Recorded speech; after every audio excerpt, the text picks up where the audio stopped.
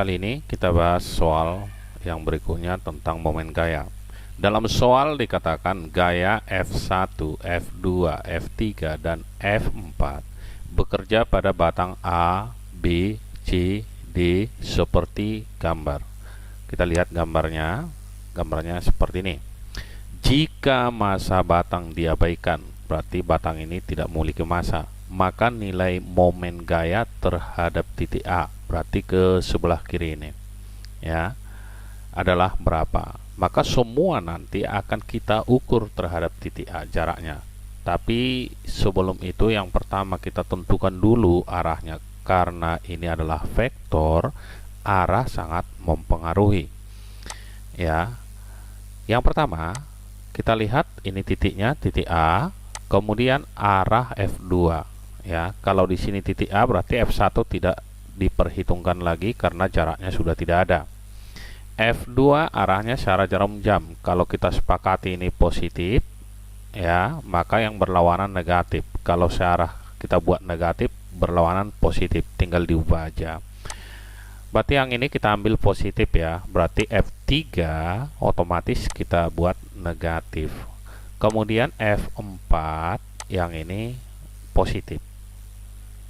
Oke, setelah itu kita buatkan rumus dari momen gaya.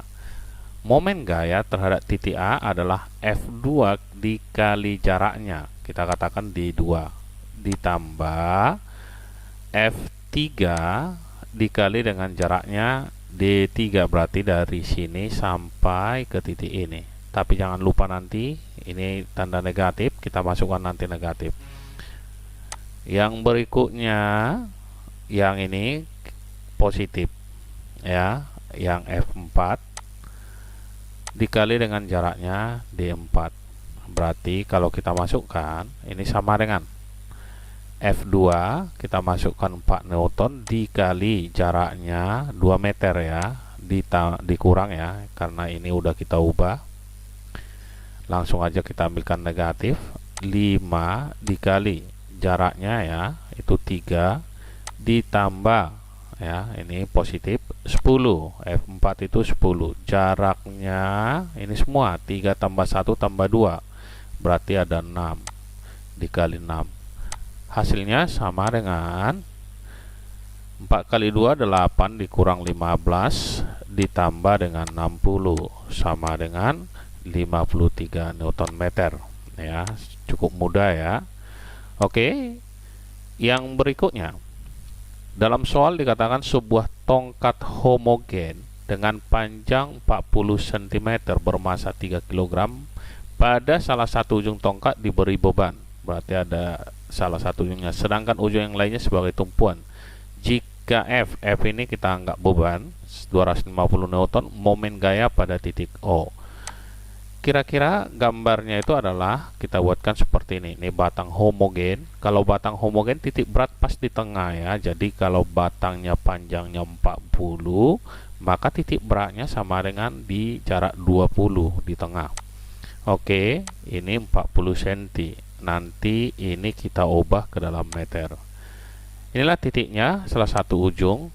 Kemudian kita lihat di sini beratnya W itu M kali G, masanya 3 kg. Berarti kalau kita masukkan 3 kali 10 sama dengan 30 Newton. Kemudian gaya yang tadi 280 Newton ada di sebelah kanan.